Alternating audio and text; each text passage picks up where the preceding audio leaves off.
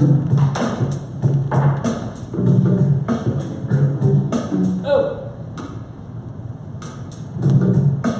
What's up with this?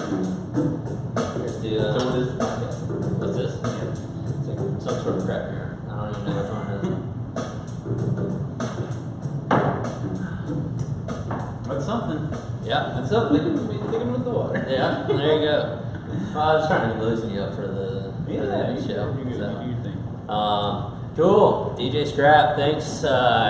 Here we are, chapter 3 of the next big thing. Casey Combest of Blue Sky Studios and Made in Mississippi podcast. Really turning the tables today. To kind of be honest, Casey, like this whole idea came from your interview of me, which I posted the interview of me on our Facebook page, on Mandel's Facebook page, but also go check out all the other interviews, and we'll get a little bit into your interviews and your interview style, some of that other fun stuff. Well, I told you, man, you messed up because I have a face for radio. I'm not supposed to be on camera, and I'm always asking the questions, so no promises here. Well, so I want to be honest, and like I got into this because of your first interview with me. So we've done 2 interviews. Yeah. So go check out Made in Mississippi. Just search Made in Mississippi podcast, iTunes, and you'll be able to find it. You've interviewed a ton of really great Mississippians. I don't know how I made the list, but maybe let's. I kind of want to tell the story of that first time because creating a podcast where we could drink beers and just chat really came out of that time. I mean, do you remember kind of how that went? I think you canceled on me in the middle of the day, and I was like, well, why don't you just come by my house? And then you show up and. Well, I showed up, and I will say I was very surprised. You had like a 5-course meal planned for me. Like I was a little confused. I didn't know what was going on. Hey, it was very nice. Only the best hospitality, It was great, and a beautiful room at your house back off the back, and it was one of my favorite ones. Only one I've done at night, actually. The only. And I can't remember and I asked you if you wanted a beer today, and you were like, maybe give me a water, and I poured him one anyway. I'm hoping to loosen him up for later on in the show. I can't remember. Did you enjoy some whiskey on that podcast with me? Something to drink. I don't think it was whiskey. Man. I think you showed up with a 6-pack of maybe some Biloxi. No. I do remember this. To apologize, I did not show up with that. I showed up with a 6-pack of Natty Light. That's what it is. This is all class. Yeah, all class. Because I wanted to be like, I'm sorry. But not that sorry. Yeah, not really sorry. Yeah, doing you a favor. But no, I didn't drink that either. That stuff, man. No. Well, regardless, I don't know, maybe if you listen to the Made in Mississippi from that first interview, which I posted, I know I've listened to it once. I don't think that I was slurring my words at the end too much. So, I know that I said, look, we're on radio. I'm going to pour myself a whiskey. We were late at night. My kids were either in bed or maybe like one of them was there. I can't remember. But we had a really good time. And you really got me into this. So you do Made in Mississippi podcast. You do Blue Sky Studios, which is music, which is why I went in the other room and pulled out the Pharrell prayer candle. And so we'll like that to really bring in the music vibes. But I don't feel like I feel like he's happy and everything else I see him. He looks very upset right now. Yeah, I mean, we get a happy picture. He wrote, Well, all the saints, they were happy too, but sure. Serious on the candle. It's something to do with the Catholic. So, but no, I wanted to, was kind of the first podcast that we were going to start, and intro and outro with DJ Scrap, having you, Blue Sky Studios. I thought that we needed to bring the patron saint of music, Pharrell, in here and light it up to get the good vibes going. Okay. And so at least if you're not going to drink your beer, the spirits will come in and give us a good show. Does it smell like Pharrell's like scent or something? I mean, you tell me. You probably work with him, so absolutely not. So tell me a little bit about how you ended up getting into both of these lines of work, and where does your passion lie in one or the other more?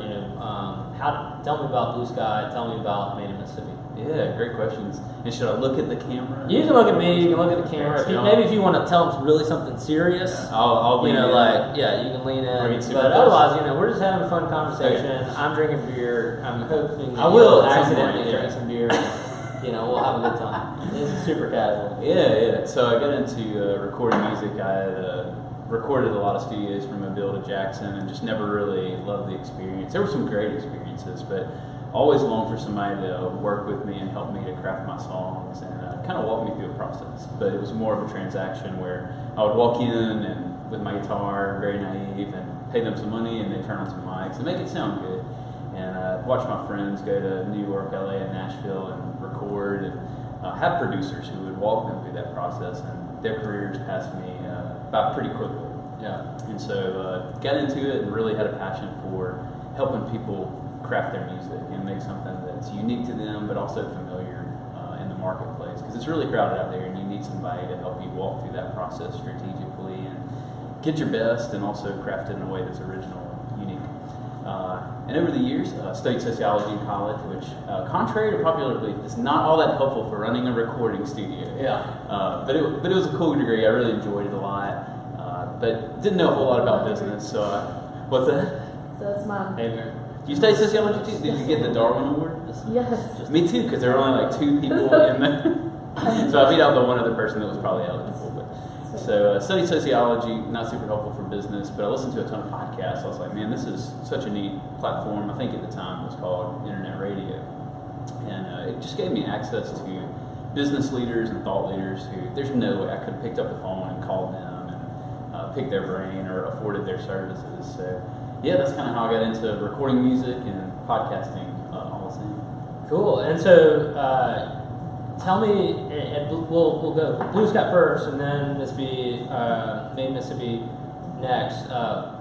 Who are you recording now? I mean, I know I've been over to your house, which is now you've kicked out your family. Kicked them out. Yeah, it's like the music took over, and so I've been over there. I've seen your studio. It's very cool. You're doing some cool new stuff over there as part of that. Who are you recording? Is it type of music? What's your plan there and idea there?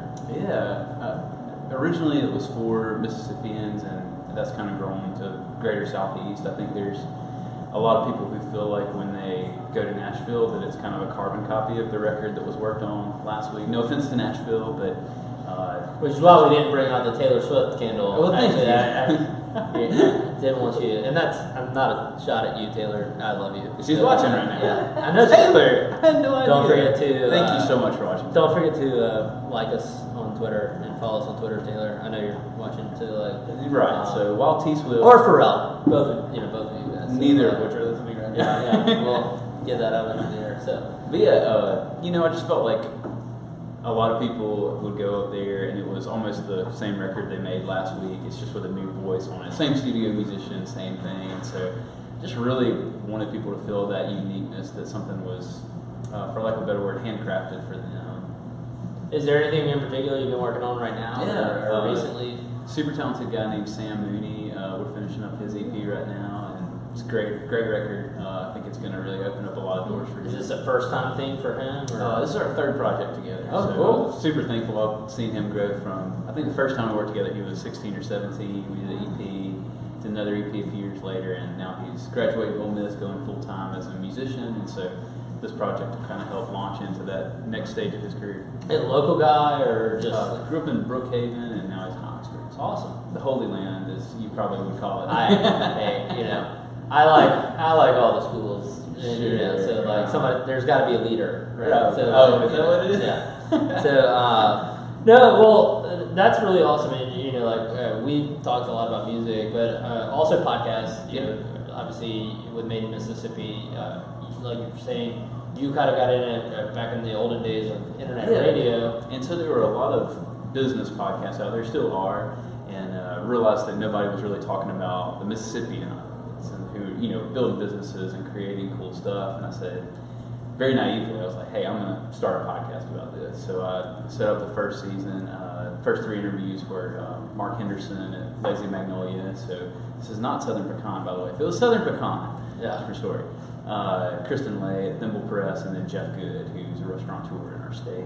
And so those were the first 3 interviews. Did the first season of 8 episodes as a labor of love. It was a whole lot of fun. And then C Spire wanted to see the show continue, so they came on as sponsors for season 2, 3, and as of last Wednesday, season 4.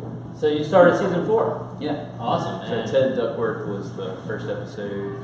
And then I see you had a special episode there, a preview episode, and it was last name that I recognized from so I had the opportunity to interview Randy Zuckerberg, Mark's sister. And so she's a very accomplished entrepreneur in her own right, and is doing. How did that come about? Yeah, so C Spire does a really neat event called the Tech Movement. I think I'm saying that right. Or movement. They call it movement, right? Yeah, but it's part of the Tech Movement. Excuse me. And they had her as one of several keynotes that were incredible. And they said, "Hey, do you want to interview her?" And I said, "Absolutely." I don't know what we're going to talk about, but it's going to be awesome. And so I had the privilege to talk to her about females in entrepreneurship, technology, what she's doing, and things like that. And she was an ace, man, like such an enjoyable interview. But did she have any insight into what the next new thing is? She said Facebook. No, I'm just kidding. This thing called Facebook? Yeah, I don't know if anybody's heard of it. No, we didn't go there too much. But she's doing some great stuff on tech education. Like one of the things that she said, I can't remember this exactly, but something to the nature of kids that are interested in STEM, like they're going to be interested by 3rd or 4th grade.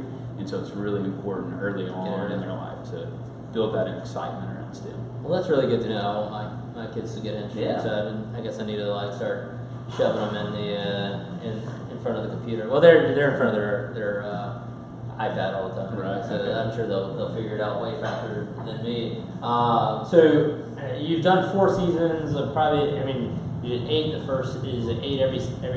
10 every other season. So you've got a 38 under your belt. Yeah, so we're kind of in production phase of season 4 right now. I have 4 that are in the can, ready to go, and we'll have another 6 to add on to that. So what have you learned from those? From all of those? That's a good question. Whether that's podcast, your interview style, or whether that's, has you ever been changed by one of them, or implemented some of, a piece of advice, what's gone on with you as part of being part of the process? That's a great question, and it's probably one of those that I wouldn't be able to articulate. Like, here's the things that change. But it's kind of like that old Jim Rohn quote, like you're the average of the 5 people you spend the most time with. Well, yeah. So, I mean, when you're getting to spend time with entrepreneurs who've been there, done that, they know the struggle, but they also know how to succeed. Like being able to be inspired by them is powerful stuff. Most recently, I had an interview with Robert St.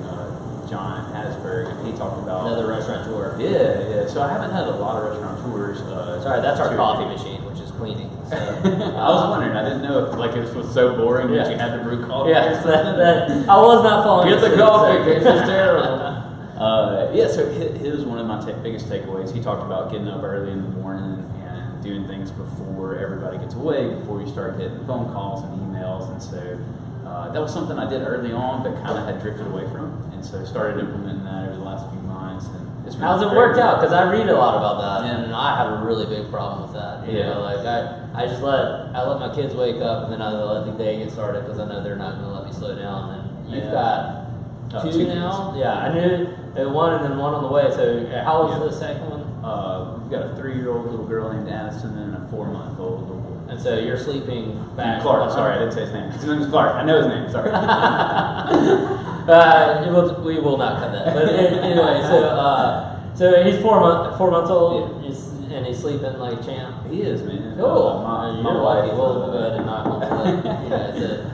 I know your wife's going to hate me tonight. No, he's great. Yeah. Well, that's awesome. And so you started implementing that? Are you really implementing it, or is that the wake up early, or is it just because he's waking up at 4 a.m.? No. He sleeps till about 7:30. My wife probably would say different because he does wake up a little earlier than that. But yeah, man. So I started getting up around 5:30 or 6, and that first hour and a half, 2 hours has been pretty great. I feel like I'm able to execute on a lot of stuff. And what are you doing then? Because you hear a lot of different ideas of what you need to be doing there. What are you? Yeah, I mean, the first hour of my day is pretty regimented, generally speaking. Like I'll wake up and read the Bible and pray and exercise, and those 2 things alone have just changed do that and I noticed the days that I don't. Last month we've been moving because we built out the studio, and a couple of weeks got kind of crazy, and I didn't do that early morning routine, and kind of looked up and I was like, man, what is going on with me? Like I don't feel like myself, and when I miss that time, it's pretty valuable to do it. So I certainly miss it. That's really interesting because I also listen to a lot of podcasts, so you hear that a lot. You do a lot of reading on blogs and such like that, and that's always, all these billionaires, they wake up at 3 a.m. and you're like, yeah, I'm sure that's not why they're billionaires. So I'm just going to keep sleeping. So it's good to hear that they're it's helping you out. And I mean, once I do start a little bit of quiet time, is always really nice. A little meditation, a little prayer, and you just have that clarity early in the morning. You can kind of decide what are the most important things that day. Yeah. Where I like to look at Twitter, so okay. I make sure I get my full amount of hot takes on anything that's going on anywhere in the world. Right. So that's probably not. That's not on any of the list of what billionaires do. No. Well, I mean, it's a good point. I heard Tim Ferriss say that like email is basically other people telling you what they want you to do for them. So it's like, yeah, if you can start those first few hours without looking at your email on Facebook, and I don't always do it, but then you can kind of decide more clearly, like, here's what I need to do today to really move the ball forward. Speaking of Tim Ferriss, yes. Obviously one of the most prolific podcasters out there. Do you listen to his show? Do you read his books? Anything that you take away from that as a podcaster or as an entrepreneur, running a couple of your own businesses? Yeah, I feel like his style, I like his style a lot. Just staying curious and continuing to ask good questions. I feel like I follow his style probably a little more than other podcasters, but I haven't read a whole lot of his books, actually. I should. I've never read the 4 Hour Tribe of Mentors is really great. Okay. In that if you like his podcast, it's basically like his podcast. Right, which is why I didn't know. And so, as I was kind of developing this show, I really wanted to have those questions. And so, we have the same questions to every guest, which he has. And, he's formulated his questions over years and years of podcasting. And so, other than saying which I say a lot, have you listened to the Jamie Foxx episode before? Yes. Yeah. It may be the greatest podcast moment of all podcasts. It's such an incredible episode. So you got you got the podcasting, you got music. Do you tilt one way or the other?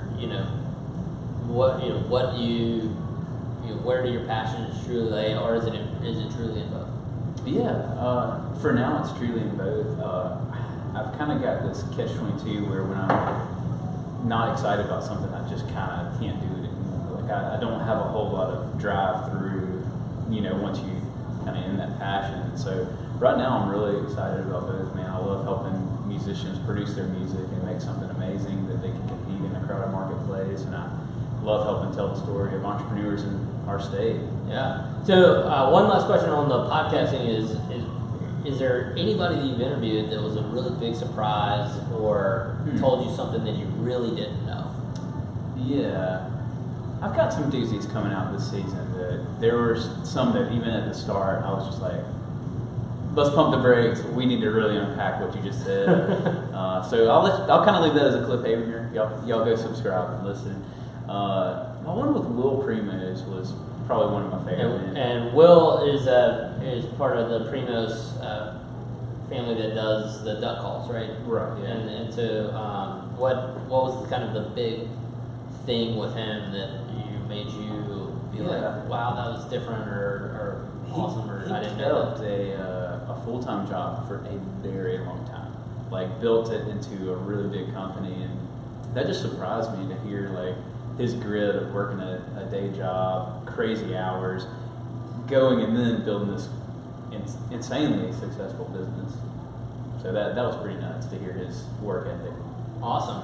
Well, we're gonna bounce kind of right into our string of questions, and we'll just let. We haven't started the questions yet. Yeah, right. I gotta go, man. Yeah. So you can leave whenever you want, and I'll just. Janie's here, so I'll just. Peace. We'll can you just leave the blue shirt? Okay, sure, not a problem. And I'll let you go podcasting. I'll let you go music. Know that they're both super passions of yours. you take these questions whichever way you want to go with that. What's the big thing right now that you're working on, podcasting or music? Yeah, with the studio, we just built out the standalone space, so we have 2,100 square feet of space to be used for audio, which is super exciting. Finished Studio A, and now we're working on Studio B and C, where artists can come and rehearse with their band, they can record, things like that. I think with the rise of how easy it is to record yourself, there's so many more people that are looking for a space to use, and they don't necessarily want to use their house. And so, really excited about that, having a multi-use space for Mississippians to... And you and I talked, because with Mantle, the City Club, we're very much a shared workspace for entrepreneurs, and you kind of likened it to a shared, kind of a co-working space, shared space for musicians. Is that still kind of your vision for it, or? Yeah, and you know, just like starting any business, which Blue Sky Studios is not a startup, we've been going for 8 years, but this new Studio B and Studio C, just asking a lot of questions. I hear people continue to talk about the need for a rehearsal space, because right now it's make your family mad and your neighbors mad as you jam at home or don't rehearse at all. And so I think that's going to be a huge part of it, is being able to professionally execute your show and rehearse that and get more polish, which that'll increase the likelihood of having better bands come out of our stage. Cool. So with the podcast, I think one of the biggest things that's coming out, you probably remember this, but 10 years ago, businesses were looking at social media and saying, "Oh, should we start one of these? Should we participate in this?" And now every brand has some level of participation in social media. I think that's coming with podcasts, and it's already here. You're starting to see more. I don't know about this next big thing. It may already be here. So that's kind of what we're doing here, right? Yeah. I mean, we're sitting in Mantle and trying to talk about the entrepreneurs that are, because you're a member here, and we're super excited to have you. So far, we've interviewed only members, so that's not our plan, but that's how many cool people are here. We have so many cool people doing so many cool things, and this is one outlet for us to really tell people about it. Tell people about the networking that happens within Mantle. So I think hopefully for you and maybe for us, the podcasting is not the next big thing, but it is the big thing. So that sounds. Just audio in general too. I was listening to something the other day, a podcast where they were talking about the Amazon flash briefings, which I don't know if you do those. No, tell me about those. What are those? So you basically, you have Alexa in here? Okay. No. I don't want to say her name too loudly, or she'll Alexa? No. Okay, we're good. So you can say, give me your flash briefing, and you can sign up for whatever news sources you want or content. So you could do SportsCenter, Fox News, CNN, whatever.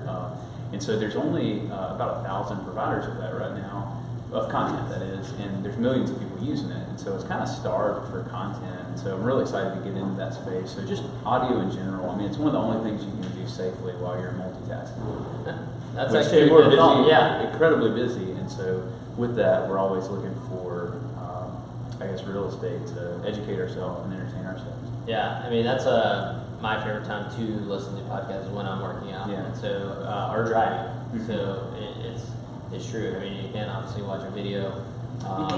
You don't suggest it. Yeah, not suggested. We're not pushing that on this program.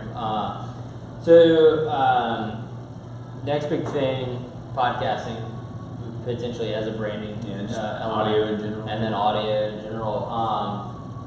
So what in your industry? That already kind of maybe that's covered in what we just talked about. What's the next big thing in your industry, whether that be music or podcasting?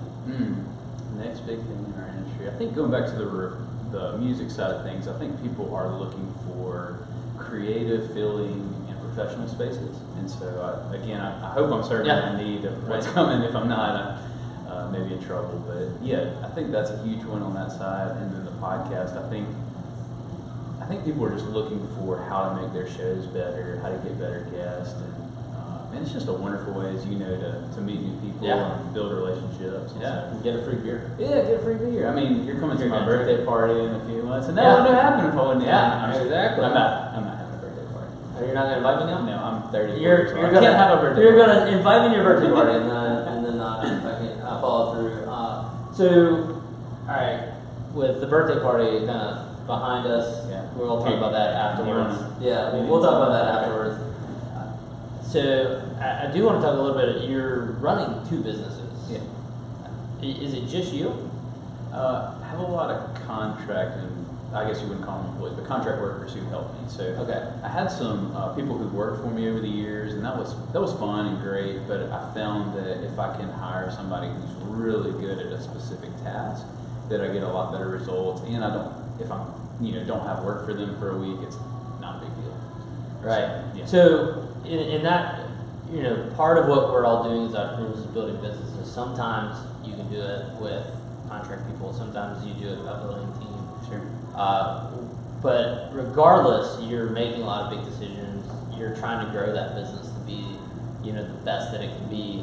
What's the big thing and big idea within your two businesses that, what's your North Star there that you try to use to make Blue Sky Studios or to make Made in Mississippi the best they can be? Yeah.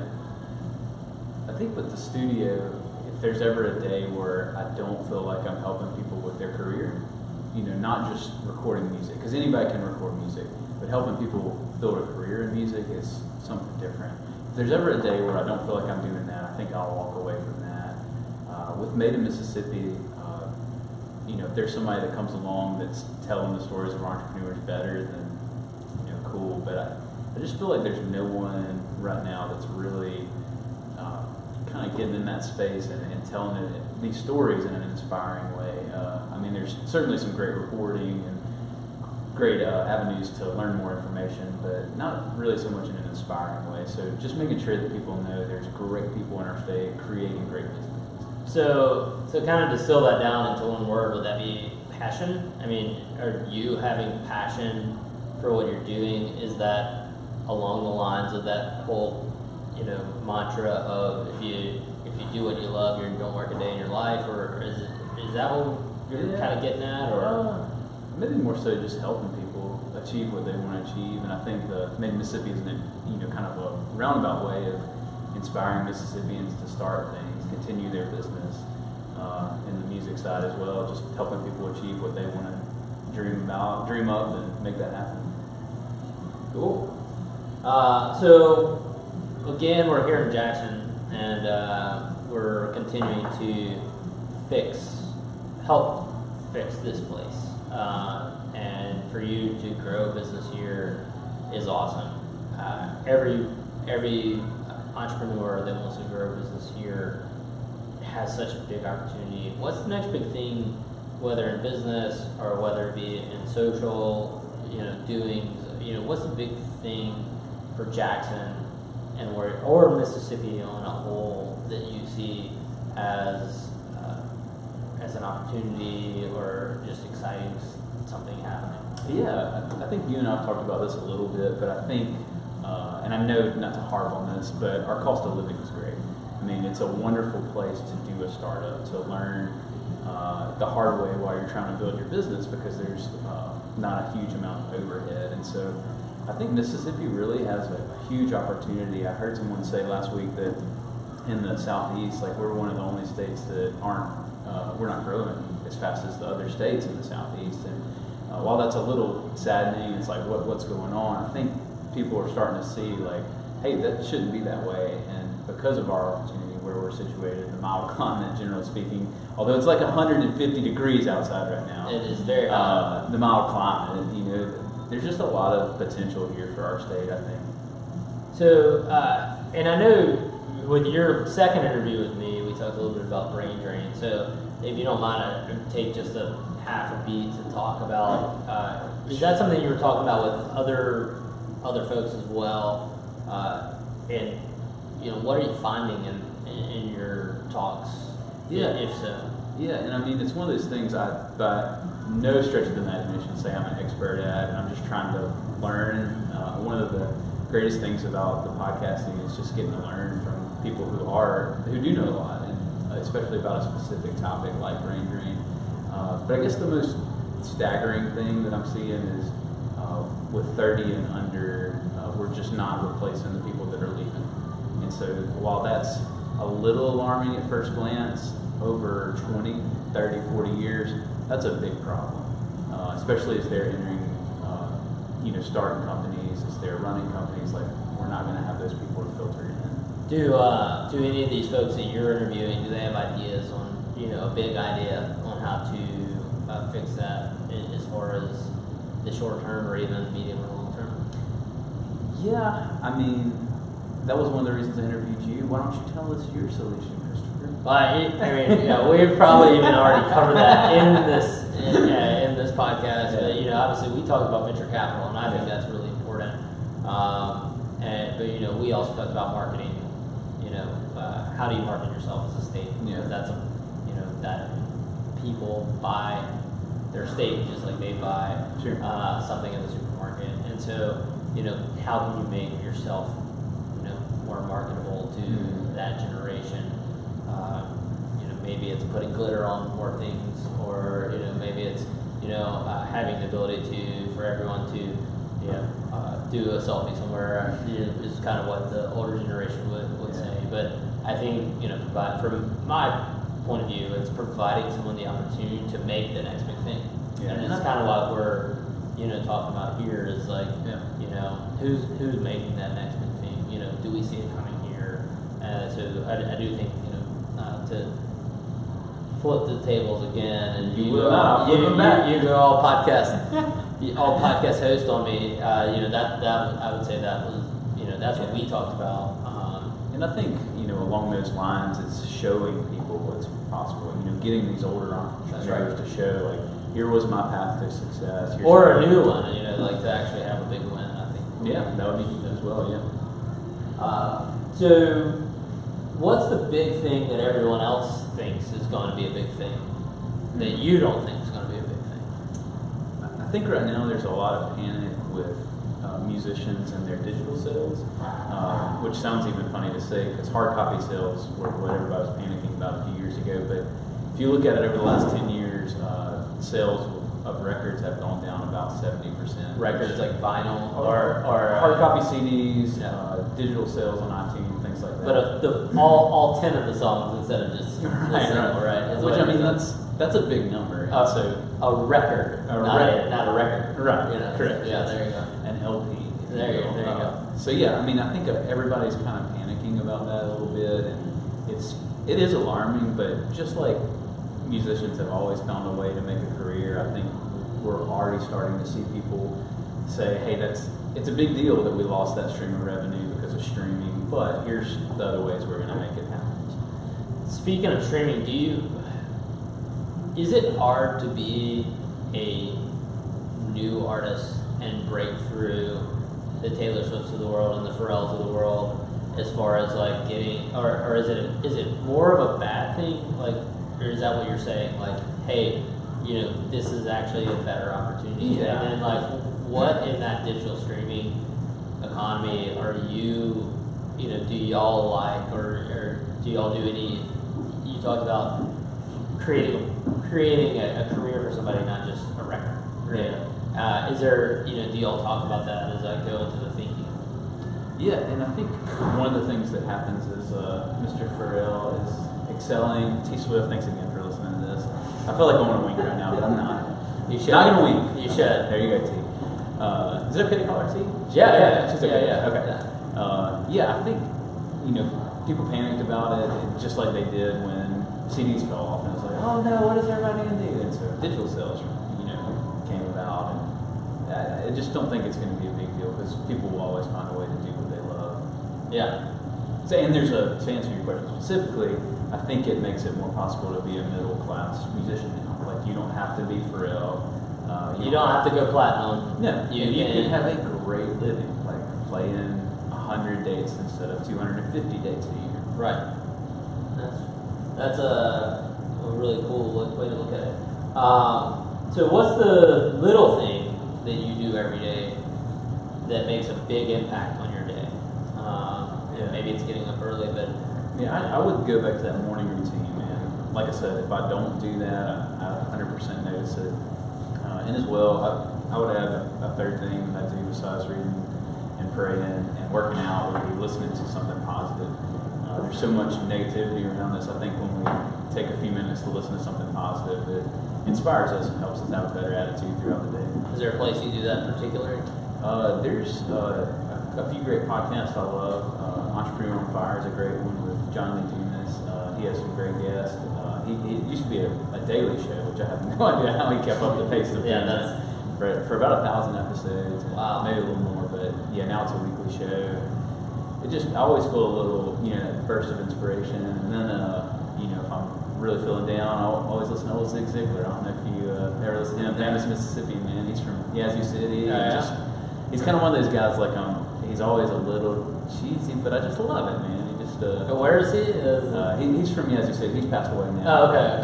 Yeah, you should. Some old stuff. Zig Ziglar, dude. Where you should listen to his stuff on YouTube. Okay. So, and they have a podcast, but it's not too great. But yeah, you can listen to his audio books on Audible or some of his talks on YouTube and stuff. But you should definitely listen to Zig Ziglar. Yeah, definitely. Yazoo City boy.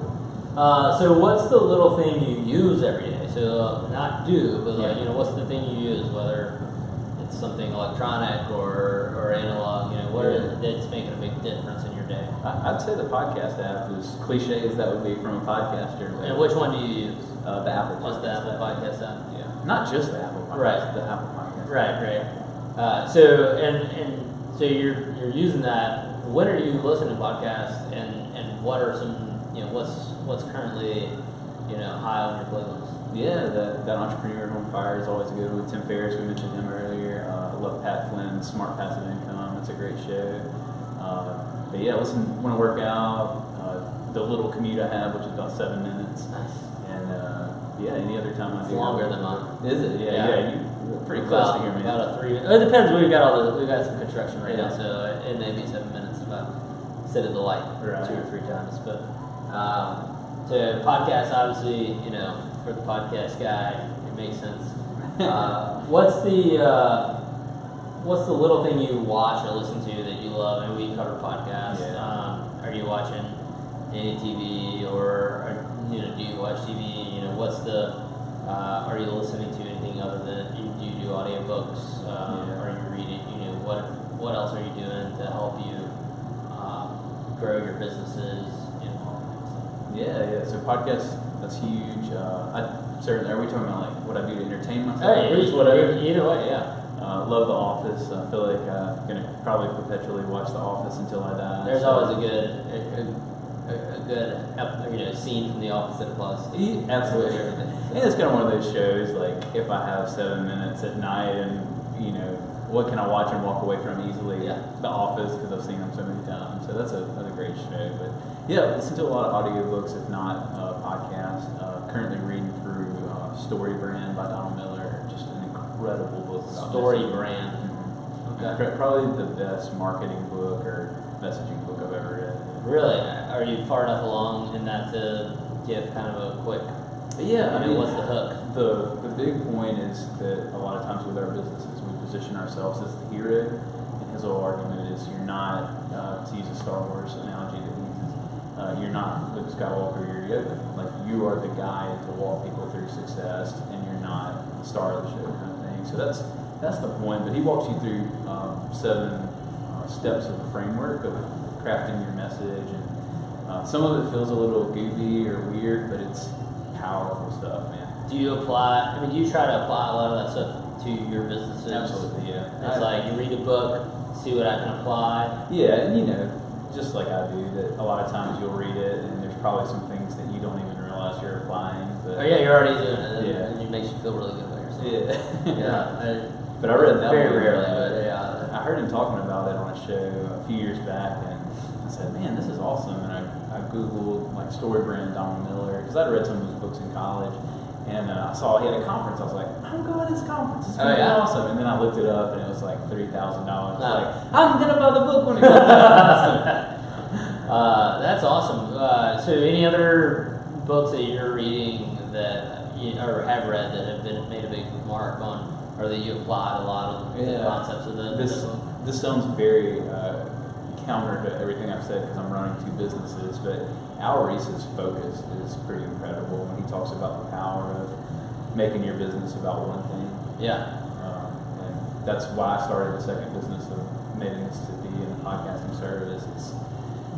That's a good book. All the references are a little outdated because he wrote it in the 90s, so he's like, IBM, da-da-da-da-da. It's like mainframe computers. That's right. It's not a really relevant topic, but even through his examples and stuff like that, it's like you can just hear that wisdom. And honestly, going back to your question about Made in Mississippi guests, when I get to the point where I ask them a book, that is the book that's come up the most with successful entrepreneurs. Really? Yeah, Focus by Alex. Focus is tough these days, Yeah. man. There's so much noise. Yeah. And, That's why you should get up early. Don't look at stuff. Don't read your email. No, I'm it's just just kidding. so hard with It is. toddlers. It It's is. so It is. hard. They just wear me down. Very cool. Can you scrap? You want me to do it? No, I you're can- good. you want me to do Yeah. I can't So speaking of toddlers, and this will kind of roll us into kind of the last little part. The last question. We both have kids that are right around the same age, both starting multiple businesses. That it takes a lot of time, a lot of effort. My thing is sleeping, not waking up early. It's nice not waking up early because I find that sleep is so important to me. But with two businesses, with toddlers, I mean, one of the things that I love about being an entrepreneur is being able to be a part of my family whenever I want to be. Yeah. Right? But that means I'm also taking a lot of stuff home and working late at night after I put them to bed. What is it that what type of, and this will lead into my last question, is a lot, but, what is it that you're doing? Do you have any secret hacks on creating a work-life balance? Is that important to you? How do you do that part of your life? So it's a great question that I'm really trying to work through right now. My daughter, like I said, is about to turn 3, and over the past few months, she's getting to the point where she's like, "Daddy, I want to play with you," or "Daddy, like, where are you going? You're leaving again." And so it's becoming a lot more of an urgent question that I'm tackling. But going back to my interview with Randy Zuckerberg, she kind of flipped the script on me. I was asking her about her new book called Pick 3, and she said, "Well, let me ask you, like, the days that you consider successes, like, was it that you were kind of everywhere at once, or was it when you were all in on one of these things?" And of course, I answered all in on one of these things, and so I feel like there's a rhythm more than a balance right now, like where I'm trying to, like, last Thursday, Friday, Saturday, and Sunday, I probably worked however many hours are in the waking day. Like, I work those days. Today, I worked like 8 or 10 hours. You know? I'm gonna fix to go after we leave to hang out with my family. So, so I guess just finding that rhythm instead of balance. Like, you can't playing one instrument at a time. Yeah, that's a good way to say it. Not being the guy that's like terrible. If we can figure out how to put it on loop, though, it's like I play this and then keep going, and then I can play the other one. That'd be pretty cool. Yeah. So if you could leave behind only one idea for others, it can be family, it can be work, it can be whatever. What would that big idea be? I think that everyone has dreams. Everybody has big ideas, but it's executing on those and knowing when to execute and when to just let an idea go by. Would be what I want for people to do, is to really go after an idea when you have it and stick with it for a while, because it takes a long time to see if it's viable. Yeah. That's my encouragement for you today. Stick with it, man. Hey, we're trying. So, well, Casey, thank you so much for coming and talking. Yeah, let's do that. Maybe here, we'll get a hug. There you go. Over the top. Thanks for coming in. Thanks for having a couple sips of your beer with me. And hot beer. I really do. I think you get out and listen to his podcast. It really is it's national quality stuff, and he's talking to really cool people. Made in Mississippi. You got to get out there and check it out. Just roll through a couple of the cool names that just off the top of your head that you've interviewed. You got Randy Zuckerberg this season, and then who else have you released this season? This season, Ted Duckworth who's a real estate developer here. Just in the district. Right. Right next to us. And, Cool. past seasons, Will Primo, as we mentioned, Joel Longar, Mark Henderson, Kristen Lay, Jeff Good, tons of amazing. I can't. It's like asking me my favorite kids. Oh, man. that's right. That's right. They're all good. But it wasn't about favorite. I was just trying to say who all's out there. Go check them out. You do such a good job with that. I know, like as we're starting, we're 4 into this, and it does take more time than you think. There's some researchers trying to figure out about these people. You're a good interviewer. Thank you. It's my journalism school background. So, yeah, so I got it way down, way back there. So, well, look, it was really fun to do this, and where can folks? I mean, other than Made in Mississippi, where can they find you?